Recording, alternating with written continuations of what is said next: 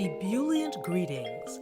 I'm your host, Jacquie Bird of Jacquie Bird Spiritual Wellness, your guide to stress and anxiety relief, mindfulness, awareness, self-care, self-love, and personal growth. Welcome and thank you for joining me as we roll with peace in mind. Today's riff is change. Makes you wanna holla. How to navigate with more grace when change tears up your path. I know that sounds kind of crazy. How do you navigate with more grace during change? Particularly when change comes a-knocking and we don't want it to visit. That almost sounds like an oxymoron. Change, grace. Those two in the same sentence kind of don't work, but hear me out here. Change as a verb means make or become different. And ooh, we don't like that. We like sameness, stability, to know what's coming and when, even though we know life ain't like that. We know everything must change. There was even a song written about that. But generally speaking, we humans don't do change well. We tend to incorporate a lot of agony and sleepless nights into our menu when that character shows up. I think one of the reasons is that when change is at play, it can really make you question a lot of things about yourself, your life, and often you second guess yourself. Did I do the right thing? Did I say the right thing? Did I make the right decision? Followed by the refrain, I don't know what to do now, or how do I get through this? And other such lyrics, because it is a song we sing. I've sung it quite often myself. You just fall into this loop run on when change is not to our liking. We really hate when change creates a transitional point in our lives. We often feel so lost, so out of sorts, and plain old scared.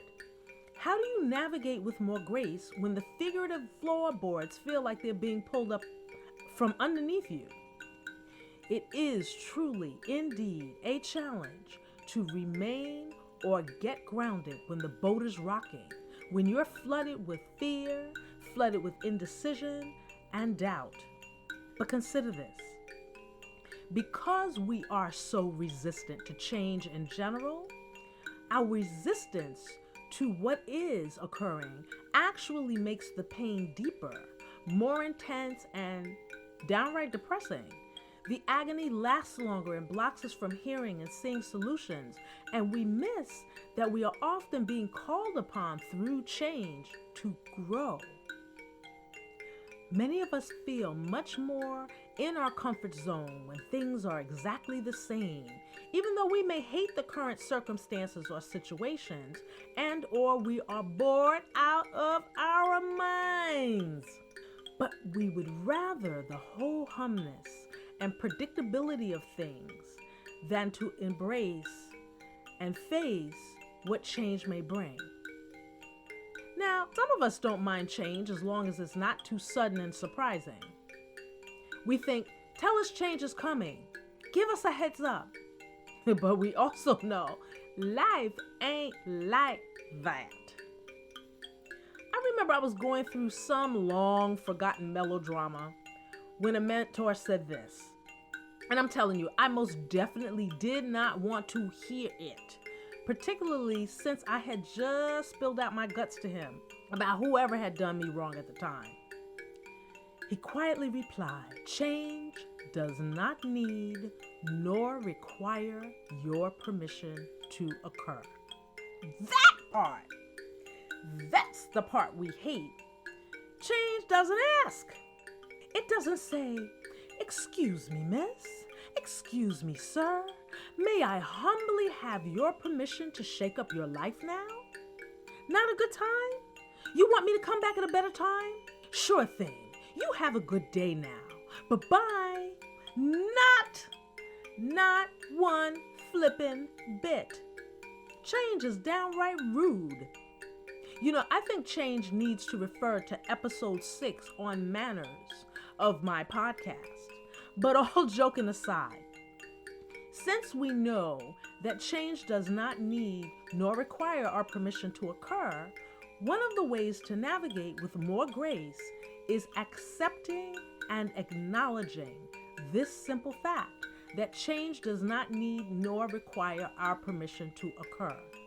Our resistance to what's happening gives us more stress beyond words. Railing against what isn't the solution. You have 3 choices. If you can't leave it or change it, the last mindful choice is acceptance. Well, actually, you have 4 choices because you could just resist. But since this is a podcast about improving your life and elevating your frequency and vibration, you have 3 choices in that direction.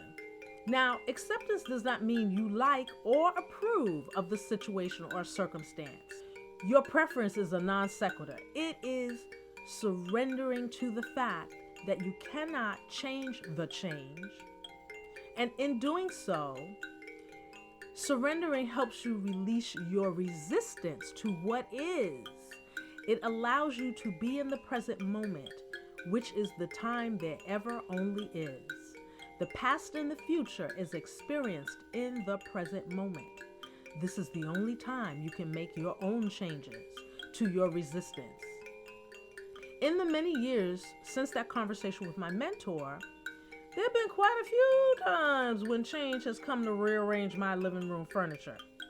And he has always been sure to bring his friends upheaval and shake you up. Sometimes knock you down would show up too. But I began to notice when the furniture was flying, I would be worrying myself into such a dizzy, I would fall into a malaise, so tired from pummeling myself with worry that I would sit dumbfounded and my barrage of thoughts would actually still because I was so worn out. When that happened, it created a gap between me and worry and panic. And just sitting there, I would hear those words my mentor said to me. He said, you know, repeat after me, change does not need nor require your permission to occur. And it's funny because in times like that, I had an aha moment. That bulb would just light up. It had been screwed in. My railing against what is happening does not change a thing. What is it still happening? You know, I realized in all of that, I had to sit and get quiet. I realized that I had to breathe because all that worrying and anguish was choking me. I realized I had to channel my mommy rocking me because there were times I was by myself and there was nobody to hold me. And I would just channel my mommy rocking me and my tears would fall freely, but I would feel safe. And I realized I had to be my own advocate to navigating this in a better way and feeling good. I had to advocate that for myself. And I had to remember, this too shall pass. Oh, I used to hate when people said that to me. But it is true. This too shall pass.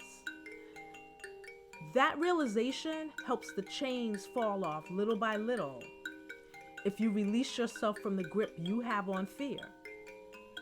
The sun is always shining behind the clouds. So how do you navigate with more grace when change tears up your path? Number 1, acceptance of the change occurring. Number 2, sitting still, getting quiet, taking deep breaths. Number 3, removing the focus from the problem or at least pivoting away from it from time to time so you can, number 4, be open to seeing solutions. 5, know this too shall pass. 6, ask what change is there to show you. See how you are being put on notice to grow. 7, remember the times in your life when change showed up and you persevered. You got through it. You survived and maybe even thrived. or grew into the person that you are becoming. 8. Find things to be grateful for. When you shift the focus, and you're going to hear me say this a lot in many episodes to come, when you shift your focus from the problem, one of the things is to shift it toward gratitude. Because when you are being thankful and being grateful, you cannot focus on the pain that the change is bringing you. 9. Become proactive. Become your own advocate and cheerleader. Find support if you can. Find people to help lift you up as you go through whatever the change is occurring. 10. Write down your fears on a piece of paper, not in your phone, but on a piece of paper. Then tear it up and toss it out. Say, I release my hold on fear. You don't have to do these things in the order. You might only do 2 things on that list. But there is a way that is more mindful, and this is going to sound whack, more peaceful to navigate through change. Because whatever the change is, be it on a small level to a catastrophe, you're being grounded as much as you possibly can and centered, thus with more grace, is going to serve you as you go through that part of your journey. So, I'd like to hear, how have you navigated through change with more grace? If you have been able to do that, I'd love to hear some of the things that you did to help you get through some challenging times in your life. What was your mindset? And what do you plan to incorporate to calm yourself more when change comes? Would love to hear. And now I will take you on a guided meditation. Find a place and time when you will be undisturbed for 5 minutes. Make sure your ringer is off. Sit or lie down in a comfortable position. Begin to key into your breathing, your natural breathing, the natural ebb and flow of the sound that is you. As you are listening to the natural ebb and flow, begin to feel yourself sinking and relaxing,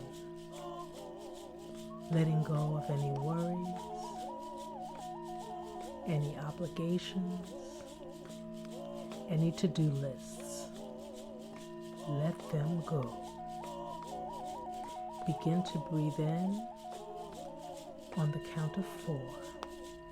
Breathe in 1, 2, 3, 4. Exhale 1, 2, 3, 4. Breathe in 1, 2, 3, 4. Exhale 1, 2, 3, 4. Repeating in 2, 3, 4. Exhaling 1, 2, 3, 4. Inhaling 1, 2, 3, 4. Exhaling 1, 2, 3, 4. Inhaling 1, 2, 3.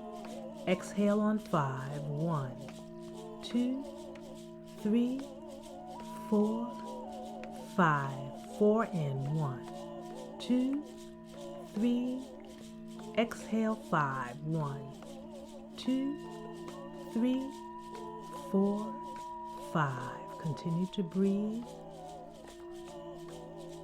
on your own time, taking in deep breaths and exhaling longer than the breath that you took in. Breathe here. Again, feeling your body begin to relax. If a stray thought comes into your mind, let it float away. If you are currently undergoing a transitional shift in your life, change that makes you feel uncomfortable, or some type of upheaval in your life,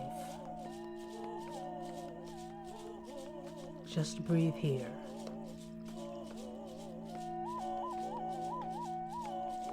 Begin to turn your perspective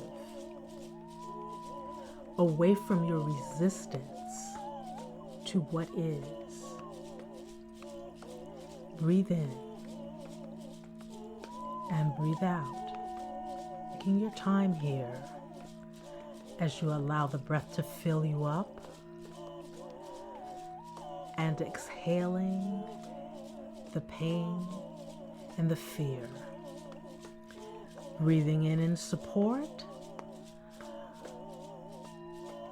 and exhaling, releasing the pain and the fear. Knowing that in this process, you must be very patient with yourself. Know that you are protected, that you are guided, you are safe. Release your resistance to what is. Know that resisting what is increases the pain, the suffering, and the fear. When you remove your resistance, you are better able to heal, to move forward, to step out with more clarity. As always, remember to breathe, be aware of what you're thinking, and to move with as much grace as you can.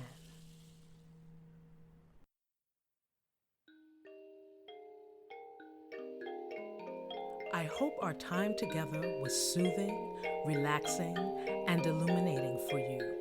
I welcome your comments and questions here or on social media. Be sure to tag Jacquie Bird Spiritual Wellness for a chance to have your comments read on a future episode. And to deepen your meditation experience with me, go to JacquieBirdSpiritualWellness.com, where you will find ebooks on stress relief, mindfulness, and personal growth. You can also book a Stress Busters guided meditation session.